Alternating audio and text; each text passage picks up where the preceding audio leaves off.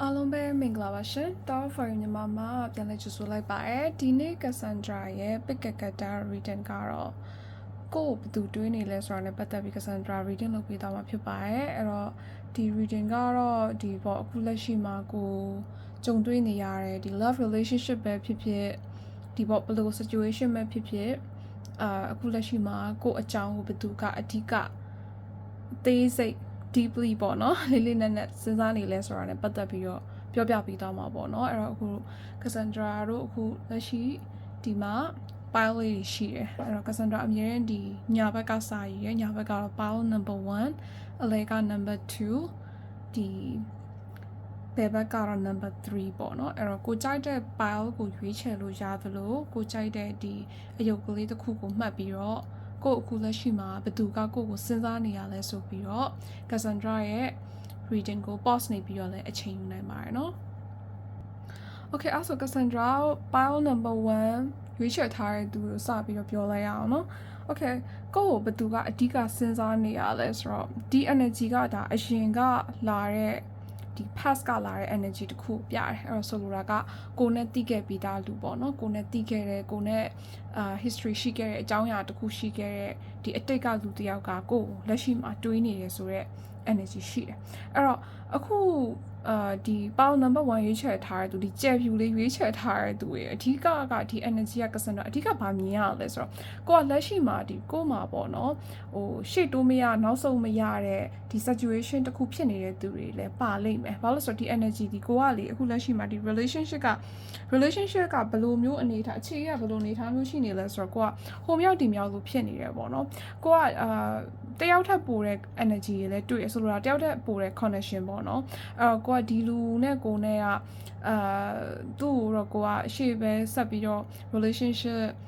ကိုရဲ့ချစ်သူကြီးစားများဖြစ်မလားဒါမှမဟုတ်အရင်တော့ကပတ်သက်ခဲ့တဲ့သူကကိုနဲ့ဘာဆက်ဖြစ်မလဲဒီလိုမျိုးဒီဂျားထဲမှာ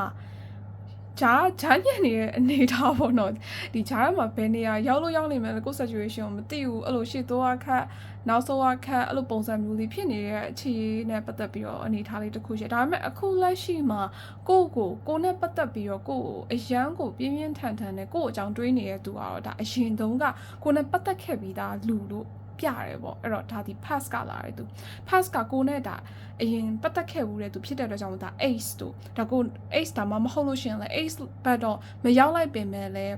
ဒီလူတယောက်နဲ့ကိုနဲ့အခြေအနေမှာရှေ့ဆက်မတိုးခဲ့တဲ့အနေအထားတခုဖြစ်ခဲ့တဲ့အတွက်ကြောင့်မလို့ကိုနဲ့အဆက်အသွယ်ပြတ်သွားတယ်ဒါပေမဲ့လက်ရှိမှာသူနဲ့ကိုနဲ့အဆက်အသွယ်ရနေလားဆိုတော့လေအဲ့လောက်ကြီးထိလည်း strong ဖြစ်မနေဘူးဒါပေမဲ့ तू ကကိုယ့်အပေါ်မှာလက်ရှိမှာတွေးနေရဆိုတဲ့ energy တခုရှိတယ်အဲ့တော့ဒါကတော့အရင်အတိတ်ကဒီအရာဖြစ်တဲ့အတွက်ကြောင့်မို့လို့ Cassandra ကတော့ဒီအတိတ်ကလူရဲ့ energy ကကိုယ့်အပေါ်မှာအရင်တက်ရောက်နေရဆိုတဲ့ပုံစံမျိုးရှိတာပေါ့နော်သူအခုလက်ရှိမှာ तू ကကိုနဲ့ပတ်သက်ပြီးတော့ဘယ်လိုမျိုး तू တွေးနေရလဲဆိုတော့တကယ်လို့ဒါဒီလိုအကြောင်းအရာမျိုးပြီးခဲ့တဲ့ကိုနဲ့ past ကဖြစ်ခဲ့တဲ့အကြောင်းအရာမျိုးဒါမရှိခဲ့ဘူးဆိုလို့ရှိရင်သူနဲ့ကိုနဲ့အခုလက်ရှိမှာဒီ pile number 1ကိုရွေးချယ်ရတဲ့သူနဲ့ဒီအဆင်ပြေပြေနဲ့ပျော်ရွှင်တဲ့ happy relationship တခုကိုရောက်နေလောက်ပြီးဒါပေမဲ့အကြောင်းအရာတွေဒီထင်ခဲ့တယ်လို့မဖြစ်လာခဲ့တဲ့အတွက်ကြောင့်မို့လို့တယောက်တနေရာစီကွာဝေးနေရတယ်ဒါပေမဲ့ဒီလူဒီကို still ပေါ့နော်အခုလက်ရှိဒီတန်းတာနေတော့မယ်တွေးနေတော့မယ်ဒါပေမဲ့ तू ကဟုတ်ပြီတွေးနေတာမှန်တယ်ဒါပေမဲ့ကိုယ့်စီကိုပြန်ရောက်လာမှာလား तू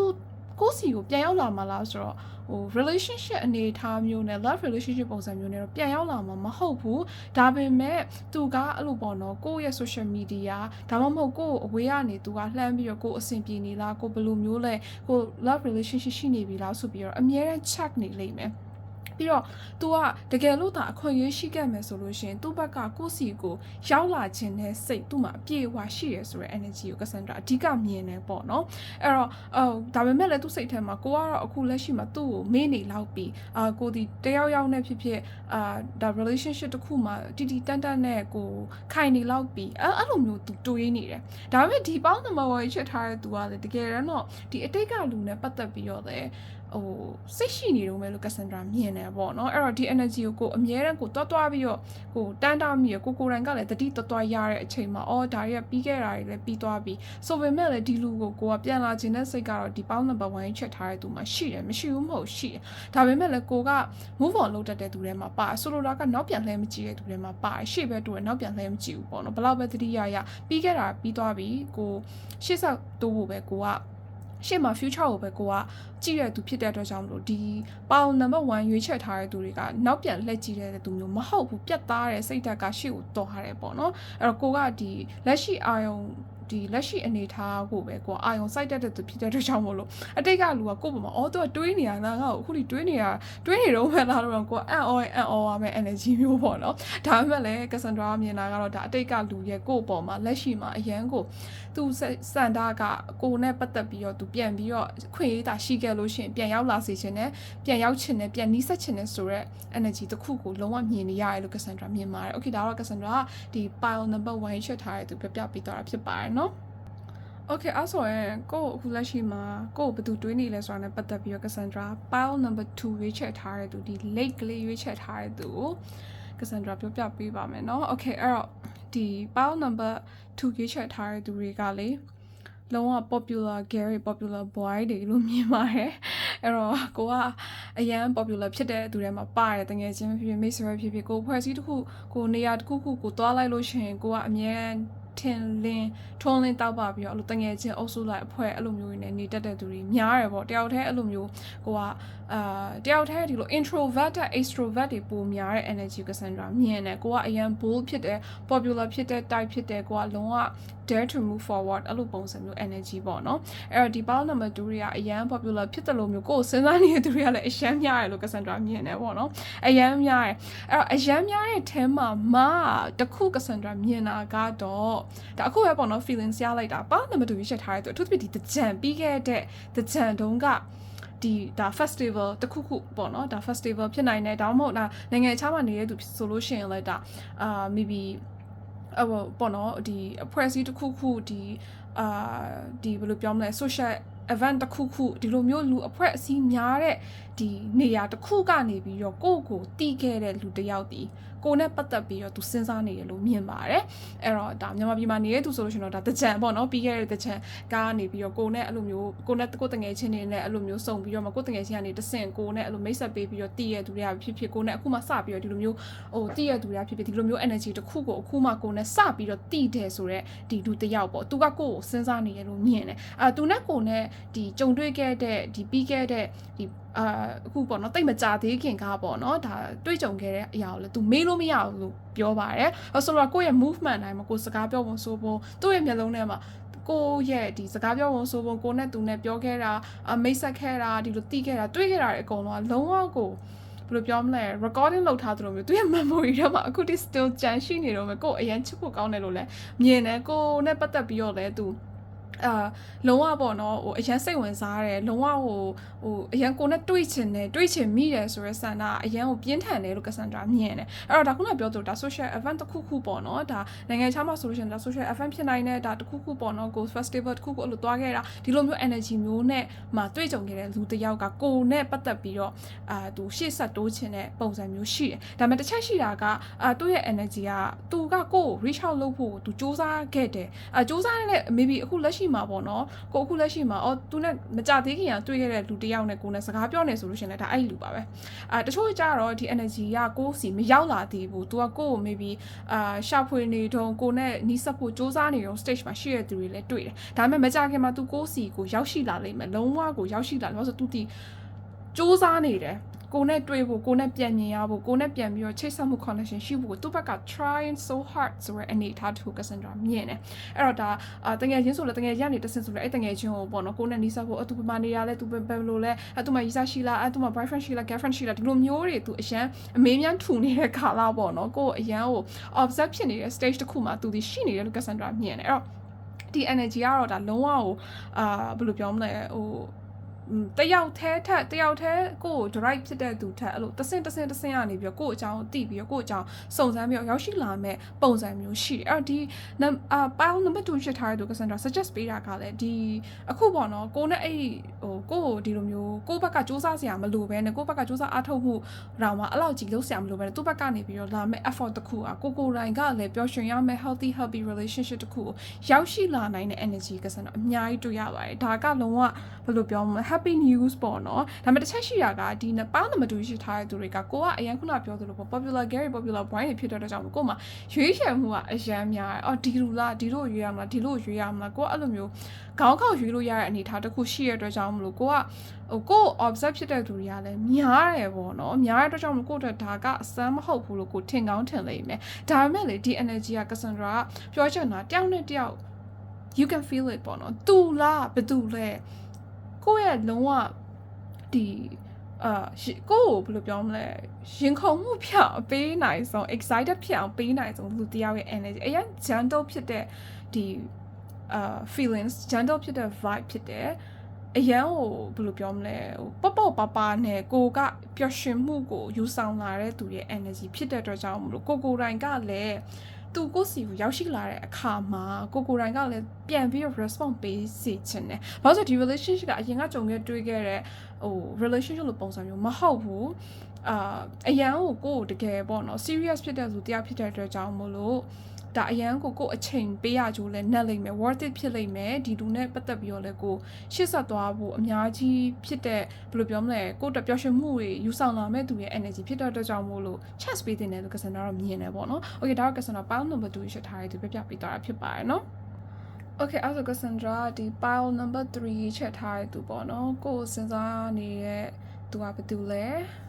Okay အဲ့တော့ Cassandra pile number 3ချက်ထားရသူပြပြပေးပါမယ်အဲ့တော့ဒီ pile 3ချက်ထားရသူရဲ့အခုလက်ရှိမှာပေါ့နော်ကိုအကြောင်းစဉ်းစားနေတဲ့သူရဲ့ energy ကအရန်ကိုမှာပဲ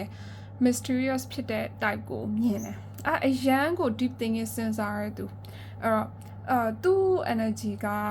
smart လည်းဖြစ်ပါတယ်smart လည်းဖြစ်တယ်တွေးတယ်ပေါ့နော်အဲ့လိုမျိုးသူကအဲ့လိုလူကြားထဲမှာဆိုလို့ရှိရင်စကားတွေအများကြီးပြောတဲ့သူမျိုးမဟုတ်ဘူးသူကအရန်ကိုအတွေးသမားစဉ်းစားပြီးမှပြောရဲစဉ်းစားပြီးမှလုပ်တယ်တခုခုဆိုလို့ရှိရင်သူ့ရဲ့ energy ကအရန်ကို quiet ဖြစ်တဲ့အတွက်ကြောင့်မို့လို့တိတ်ဆိတ်နေတယ်ပုံစံမျိုးတွေ့ရလိမ့်မယ်အဲ့လိုမျိုးတယောက်တည်းနေတတ်တဲ့ပုံစံမျိုးရှိတယ်လူ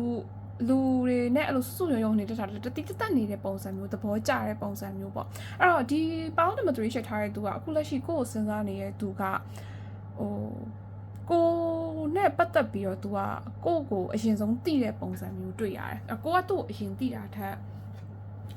तू ကကိုသိနေတာပေါ့ maybe ဒီ pound number 3ချက်ထားတဲ့သူနဲ့စကားလည်းပြောဘူးချင်မှပြောဘူးလိမ့်မယ်။သူ့ပုံစံကအရင်ကို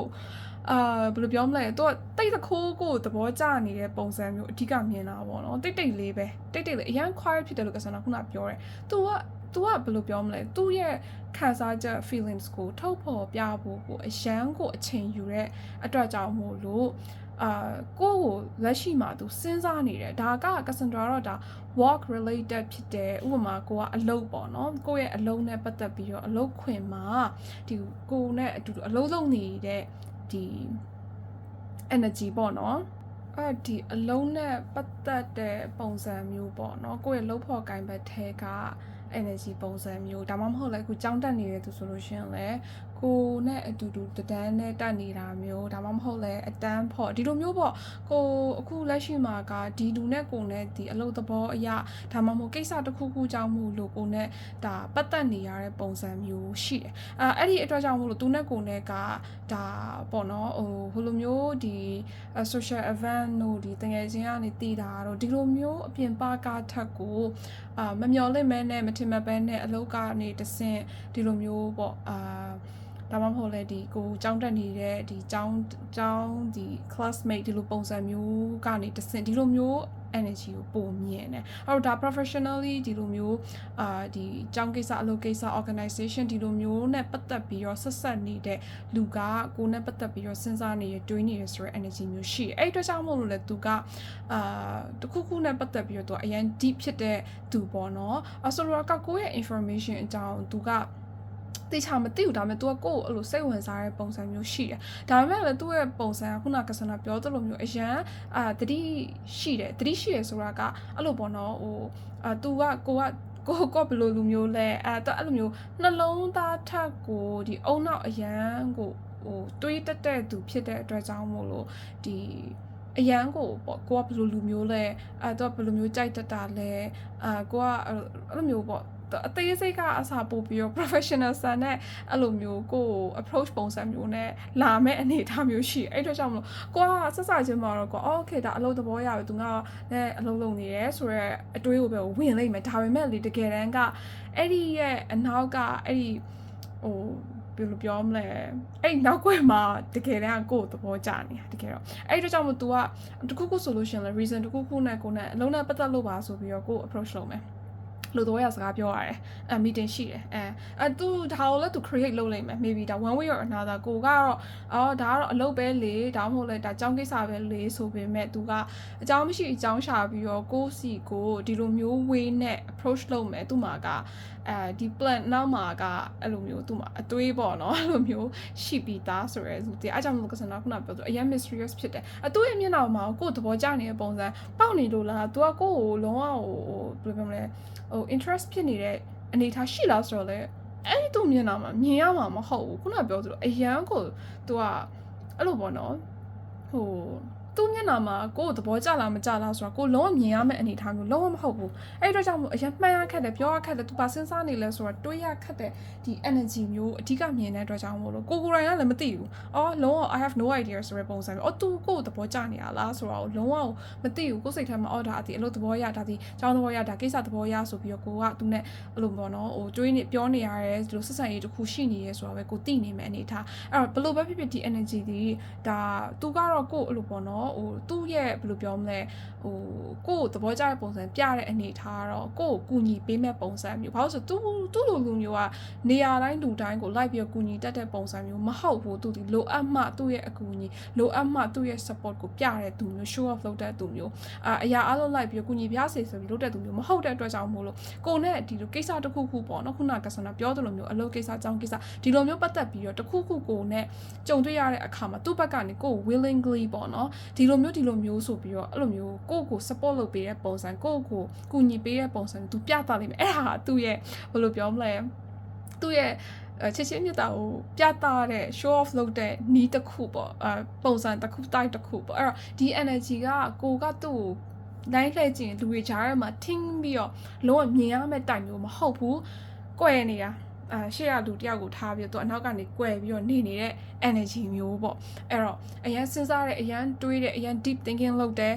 ်ဒါမဲ့တော်တယ်ထက်မြက်တယ် smart ဖြစ်တယ်စကားအများကြီးမပြောဘူးအဲ့လိုမျိုးပေါ့သူကတိတ်နေတတ်တဲ့ energy ပုံစံမျိုးလို့ကဆန်ဒရာအဓိကမြင်တယ်အဲ့တော့ तू ကတော့အခုလက်ရှိမှာကိုစဉ်းစားနေတယ်အဲ့တော့ကိုကတော့လက်ရှိ okay ဘယ်သူလဲဆိုတာကိုအခုကဆန်ဒရာရေးကိုနားထောင်ပြရတော့မှဘယ်သူမျက်နှာကိုတန်းမြင်လဲဆိုတာတော့မှမြင်ချင်မှမြင်မဲ့တဘောပေါ့ဆို तू ကအဲ့လောက်ထိရအောင်မှအဲ့လိုမျိုးပေါ့ထင်းထင်းပေါ်ပေါ်ကိုချစ်ကက်တဲ့ပုံစံမျိုးမဟုတ်လို့ဒါပေမဲ့ခုနပြောသလိုမျိုး professional သဘောအရ